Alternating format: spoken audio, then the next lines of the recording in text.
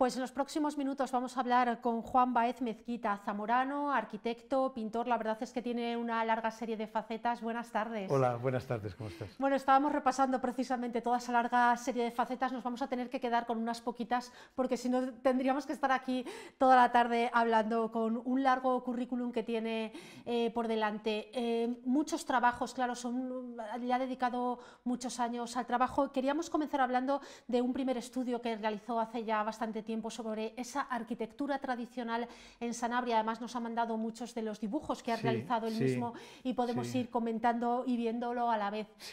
Arquitectura tradicional en Sanabria, ¿cómo es y qué tiene de particular esa arquitectura de esa zona? Yo creo que todos los zamoranos amamos tanto. Sí, yo empecé a recorrer la comarca de Sanabria en el año 75, que ya era un momento en el que iba cambiando la arquitectura, ya iba cambiando la sociedad. Había gente que ya había emigrado, pero digamos que todavía vi Sanabria como era en aquel momento. Ahora ya ha cambiado radicalmente. La arquitectura de Sanabria pertenece a lo que se denomina cultura del noroeste peninsular, la cultura castreña, está vinculada con Galicia, está vinculada con zonas de León. Es una arquitectura que a mí me sorprendió muchísimo, muchísimo cuando la conocí y la recorrí los pueblos, porque yo en el libro la denominaba arquitectura de espacios abiertos. No, o sea, en muchos pueblos de Sanabria, cuando yo lo recorría y siguieran ahora, era difícil muchas veces definir lo que era la calle en el sentido de la ciudad o de otros pueblos. Había una serie de casas agrupadas en un camino, el camino rodeado de vegetación continuaba y a la vuelta había otro pequeño barrio, había espacios abiertos, huertas, eras en medio, y a mí eso es lo que más me llamó la atención y me sorprendió. Arquitectura de espacios abiertos, arquitecturas dispersas. Es muy típico de Galicia, es muy típico en otras zonas de León, insisto, pero en Sanabria era el modo de poblar.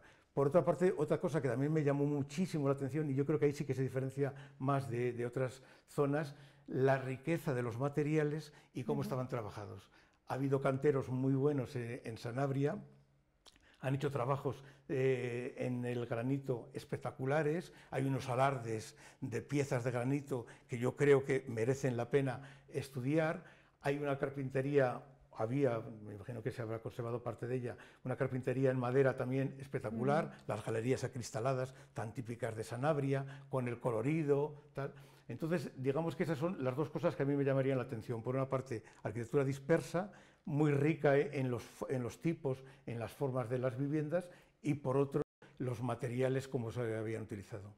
Claro, me imagino que sea muy tradicional de cada zona, eso lo sabréis muy bien los arquitectos, utilizar los materiales que están cerca, eso ¿no? siempre, siempre, siempre.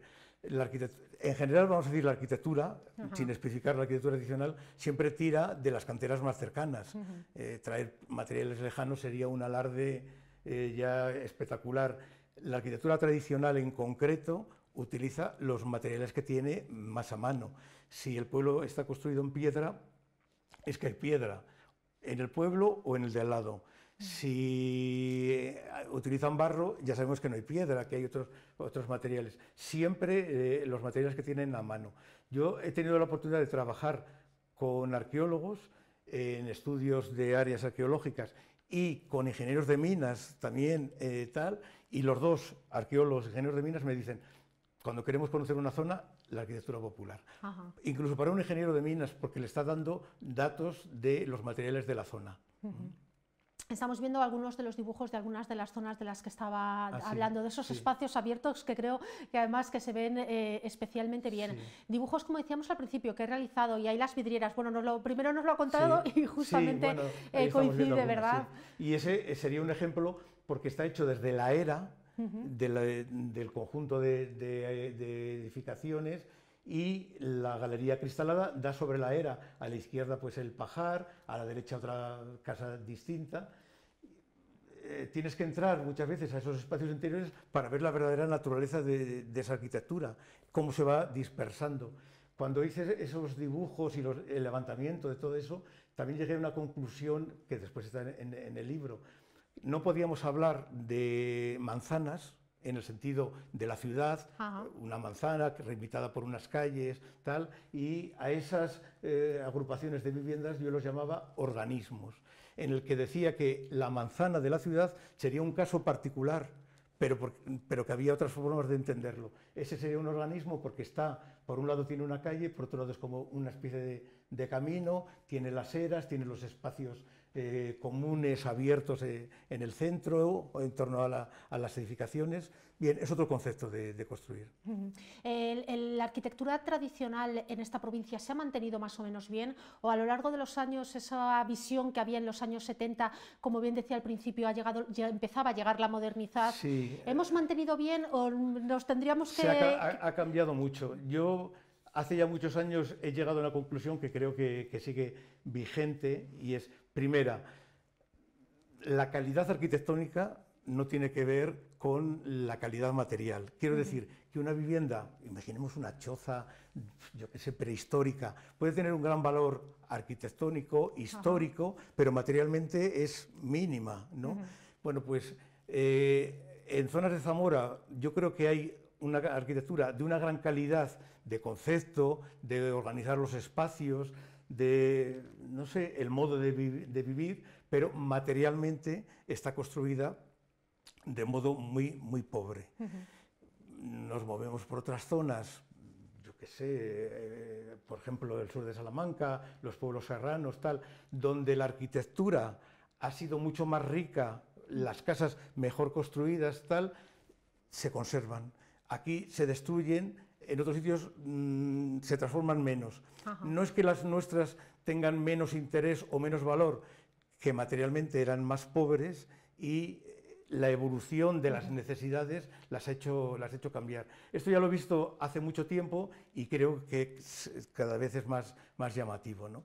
Yo cuando recorrí Sanabria y hacía levantamientos de las casas y tal, alguna vez era un solo espacio, una habitación, esa era la casa. En una esquina estaba el fuego, tal, y el dueño me decía, aquí nos hemos criado una familia numerosa. Claro, en el momento que hay posibilidades, eso no se puede mantener. Si estamos hablando de otras casas que tienen planta baja, primer piso, segundo piso, alcobas, no sé qué, tal, pues eso tiende a mantenerse más porque se puede adaptar más a otras exigencias, ¿no? Primero se acercó a la zona de Sanabria y más adelante realizó un trabajo, me imagino que similar, también de la arquitectura en Alba y Aliste, ¿verdad? Sí, yo hice primero el de Sanabria porque me gustaba mucho Sanabria. Ya de estudiante empecé a ir a dibujar a Sanabria, y el motivo de interesarme por la arquitectura de Sanabria era que me apetecía dibujar, y me apetecía dibujar cubiertas de pizarra, piedra, tal, y entonces, bueno, pues yo en el año 75, con 20 años, el primer dibujo que salió de Riva del Lago es del año 75, yo tenía 20 años, me iba a Sanabria a dibujar por el placer de hacerlo. Eso se convirtió en la tesis doctoral cuando después ya entré como profesor en la Escuela de Arquitectura. Pero claro, mi familia es de Alba y Aliste. Mi padre era de Carvajales de Alba, mi madre era de Losilla de Alba, y yo cuando terminé de hacer Sanabria dije, algo no me rula bien, porque la tierra de mis padres no la he hecho y me he metido en otra comarca. Y entonces hice Alba y Aliste, sí. Me imagino que las diferencias después de trabajar sobre Sanabria, irnos a la zona de Alba y Aliste arquitectónicamente y además en aquellos años, bueno, ahora supongo que se mantiene exactamente igual, el cambio sea muy importante, ¿no? ¿Cuáles son las diferencias? A mí me gustó mucho toda la comarca de las tierras de Alba y Aliste, y yo, si la tuviera que definir de algún modo, diría que la variedad en las formas de construir la casa, variedad en los materiales. Tenemos granitos, tenemos cuarzos, tenemos pizarras, tenemos adobe, barro en todas las formas, tal, y conceptos muy variados en la forma de construir la casa en el interior, que se accede a través del corral, la casa en la calle con su balcón. Hay una enorme variedad de unos pueblos a otros, según claro, avanzamos en una zona o en otra. Eso para mí fue lo más llamativo. Por ejemplo, a mí, claro, cuando estudio las casas, también me interesan ver formas culturales orígenes de esas arquitecturas. Por ejemplo, en Sanabria encontré un tipo de casa que me interesó muchísimo, hice levantamiento de varias de ellas y estuve dudando muchísimo cuando hice el libro si digo, doy este paso o no. Y es la casa patio, la casa romana. La casa romana que se desarrolla en torno a un patio. Yo en Sanabria me encontré muchísimas. Me encontré otras unidades independientes, tal y eso. En Aliste me encontré menos casas patio en el concepto de las de Sanabria, pero me encontré un concepto que es más frecuente de lo que podíamos imaginar, que la casa está al fondo. Entramos por la portalada, atravesamos el corral y detrás está la casa. La casa es como un universo en el centro de la parcela, al margen del mundo y tal, y eso es una de las cosas que me llamó muchísimo la atención, que me interesó especialmente de Alba y Aliste, ¿no? ¿Le ha dado tiempo a darse más vueltas por las comarcas, por Zamora capital? ¿Cómo definirían la arquitectura que se encuentra en esta provincia? Yo creo que hay arquitectura muy interesante. Ya Sayago la conozco menos, algo recorrido, la conozco menos, siempre me parece espectacular. Lo del granito y esa potencia a mí siempre me deslumbra. Siempre que hay eso, yo vamos, me rindo totalmente. O sea, Sayago lo conozco poco, pero lo poco que conozco me parece espectacular. Algo conozco pues del entorno de Benavente, de la zona de los valles, allí con el adobe, con el tapial. Es una arquitectura también muy distinta, muy interesante. Parece mentira en una provincia como Zamora la gran variedad, ¿verdad?, que hay de unas comarcas a otras. Lo digo ahora de memoria, pero bueno, hace muchísimos años, cuando presenté el libro de la comarca de Alba y Aliste, hice una cita de un libro que se publicó sobre arquitectura de España, arquitectura popular de España, pues de los años 70, por un arquitecto muy famoso, Luis Feducci, que ya murió hace muchos años. Y decía, eran varios tomos, en el tomo de la introducción a Zamora decía, la provincia de Zamora no tiene razón de ser, decía él, porque Sanabria la podemos vincular a Galicia, otra a Tierra de Campos, otra a no sé qué, como que no tenía sentido. Y yo retomaba esa cita en la presentación del libro para darle la vuelta y le digo, precisamente por eso es Zamora, porque tiene de muchos sitios, pero con su propia personalidad, ¿no? Pues estoy totalmente de acuerdo, es verdad que al final parece que somos colindantes a distintos puntos y vamos cogiendo de Portugal, de León, de Galicia, incluso un poquito de Salamanca, la zona sur, pero al final tenemos la identidad propia de Zamora. Ha tenido muchos más trabajos, quería acercarme a uno de los últimos, por lo que está compartiendo en redes sociales. Ya sabemos que las fotos tienen una serie de fotografías antiguas, nos hace acercado y nos ha posibilitado acercarnos a ellas. Son fotos que realizó hace muchos años, pero que está compartiendo actualmente en redes sociales, bueno, además con gran éxito de seguimiento, ¿verdad?